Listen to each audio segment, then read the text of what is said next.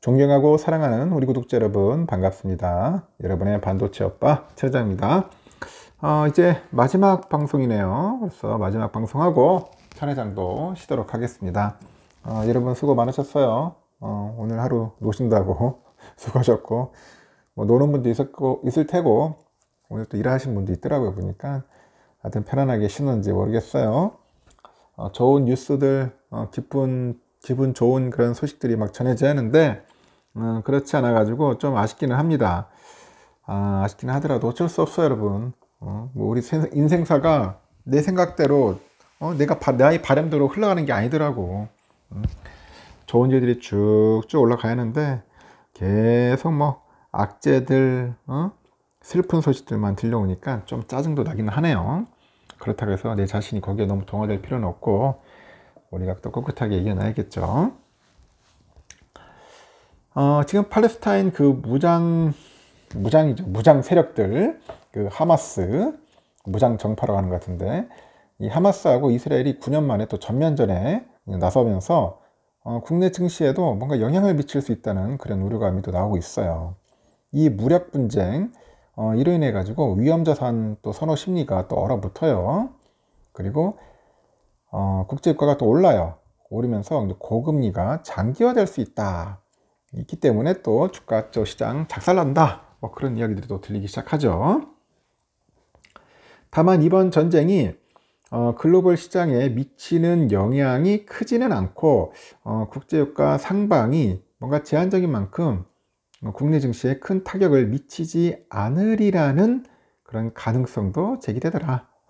그런 이야기도 있어요. 또 뭐 좀 지나면 괜찮지 않겠냐, 그렇게 긍정적으로 보는 사람도 있고, 9일날 마켓 포인트에 따르니까 지난 한 주 동안 코스피 지수는 전주보다 2.29% 내렸어요. 2408.73 거래를 마쳤고, 그리고 코스닥은 4.76% 정도 내려가지고 816.39포인트에 마감을 했습니다. 이렇게 이스라엘이 기습 공격을 해온 하마스를 상대로 공식 전쟁을 선포를 하면서 전쟁이 장기화될 수 있다는 관측도 좀 있더라고요. 이에 따라서 국내 증시에 악영향을 미칠 수 있다는 그런 전망도 제기되고, 전쟁에 따라서 국제유가가 단기에 상승할 수 있기 때문이죠. 실제 지난 1973년에 10월 6일이에요.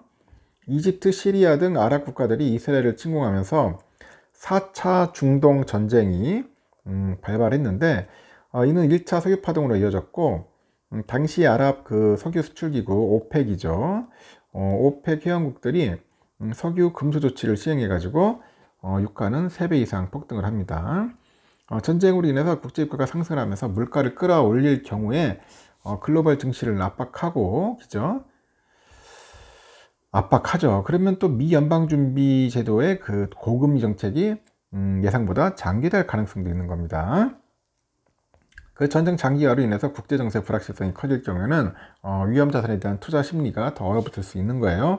여러 환경이 우리 증시에는 악재로 작용할 수 있다, 그런 겁니다.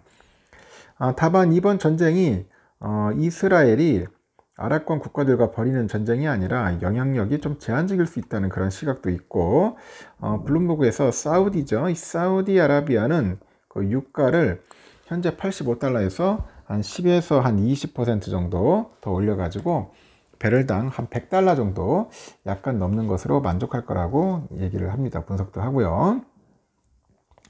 또 미국 채권금리가 급등하다 보니까 금리 인상을 종료해야 한다는 목소리도 힘을 실는데, 글로벌 채권금리의 벤치마킹 지표죠. 미국 10년물 국채금리가 4.85%까지 치솟을 수 있다고 합니다.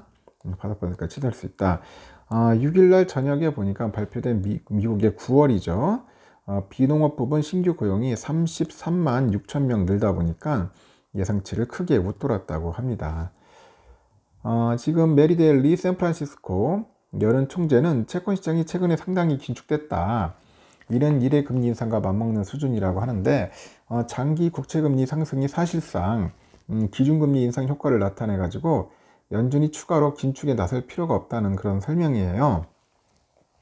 여전히 미국 고용시장이 탄탄하다는 지표가 나왔지만은 착시 효과가 있다는 의견도 있고, 타이트한 노동시장이 지속되면서 미국 연준 긴축이 보다 오랫동안 계속할 여건이 마련되고 있다면서도 고용시장 그 추세는 서서히 약화되고 있다고 합니다. 이번 고용 서프라이즈는 계절적인 영향과 일부 업종의 고용 회복 지속으로 인해서 노이즈로 판단되는 편이 적절하다는 설명입니다. 파업 이슈로 인해서 착시 현상과 파트타임 노동자의 증가 등에 기인하는 등 높은 고용 지표에는 일부 착시 현상이 있죠. 고용시장이 견고하지만은 영향이 지속될 가능성은 제한됐다고 되짚습니다. 오는 10일에는 미국의 9월의 CPI를 발표하는데 기준금리를 결정짓는 내달 2일 연방공개시장위원회 그 전에 발표되는 마지막 CPI라서 주목이 됩니다. 시장에서는 9월 CPI가 이전보다 소폭 둔화됐을 가능성으로 보고 있더라고요. 국내 증시에서는 반도체 기업 실적이 예정돼 있고 그간의 증시를 괴롭힌 금리 변수가 점차 이제 완화되면서 펀더멘털 개선 여부로 초점이 옮겨갈 수도 있습니다. 오는 11일에 삼성전자 실적 발표에 눈길이 쏠려요. FN 가이드에 따르니까 삼성은 매출 67조 9,914억, 영업이익은 2조 2,348억 기록할 것 같습니다. 반도체 가격이 바닥을 찍고 상승하고 있다는 점에서 6만 전자 탈출해서 7만 전자에 안착할 수 있다. 그런 이야기가 있죠. 한국의 그 경기 선행지수 상승세가 지속되고 있는데다 반도체를 중심으로 해가지고 한국의 수출과 제조업 경기 개선세가 나타내고 있다, 그런 얘기를 합니다. 미국채 금리 급등세 진정과 한국의 펀더멘탈 동력은 커지고 있고요. 원달러 환율 급등 진정으로 외국인 수급도 뭔가 우호적으로 현재 전환될 것이라고 합니다. 증권가에서 이번 주 코스피 예상 밴드 2370에서 한 2550까지 보는 것 같아요. 2400선 전후 그 수준에서는 추격 매도보다는 주식 비중을 확대해라, 뭐 그런 이야기도 하는 것 같은데 일단은 좀 많이 빠지면은 뭐 좀 땡큐지 뭐. 근데 2400선도 좀 약간 간당한 시세요. 지금 보니까 참고하시기 바라고. 우리가 그때 마지막 장 토요일 날 봐니까 미국 장은 좋았습니다. 그래도 다우는 0.87, 나스닥은 1.6% 정도, S&P도 한 1.18% 정도 좀 올랐죠. 이제 오늘 밤이 이제 고비입니다. 좀 많이 또 빠질 수도 있어요. 필라델피아도 보니까 한 2% 정도 올랐는데 한번 더 조정을 받지 않겠나 생각을 합니다. 이 전쟁 때문에 좀 흔들흔들 할 거예요. 환율도 보니까 1349원, 4원 정도 빠졌는데 다시 또 환율 올라갈 수도 있겠죠. 달러 1분엔 149.2엔, 유가는 82.79달러인데 또 유가 또 오를 거예요. 일본 엔화는 903.43원, 그리고 유로화는 1428.05원, 중국 위안화 184.58원, 휘발유 1790.4원 하락, 국제금값 1845.2달러, 국내는 79,532.54원 소폭 상승을 했습니다. 미국 국제 10년물은 4.7950이네요. 4.7950 쭉 올라갔다가 조금 이렇게 내려봤는데 하여튼 4.7대, 4.8대 왔다리 갔다리 합니다. 안 좋아. 안 좋습니다. 선물은 0.6% 정도 빠지고 있어요. 다우는 빠지고 있고, 나스닥도 S&P도 한 0.7에서 왔다 갔다 하고 있고요. 그리고 러셀도 한 0.9% 정도 현재 선물지수 빠지고 있습니다. 삼성전자는 여러분들 아시다시피 66,000원 마감을 했습니다. 좀 빠졌는데 뭐 더 이상 빠지진 않을 겁니다. 좀 오를 것 같아요. 저는 그래도 뭐 전쟁은 전쟁이고 삼성전자는 좀 오르지 않겠나 저는 봅니다. 한 1% 내외로 좀 반등을 좀 하지 않겠나 생각을 해요. 이제 뭐 더 이상 빠질 것도 없어요. 이제 삼성전자 더 이상 힘듭니다. 만약에 빠지더라도 한 65,000원이 이제 고비죠. 65,000원 선이 거의 마지노선인데 거의 일단은 내가 볼 때는 거의 빠지는 않을 것 같고 한 1% 정도 상승할 것 같고요. 우선주도 이제 많이 빠졌어요. 더 빠졌기 때문에 53,000원 선이 거의 막 바닥입니다. 바닥이기 때문에 너무 걱정하지 마십시오.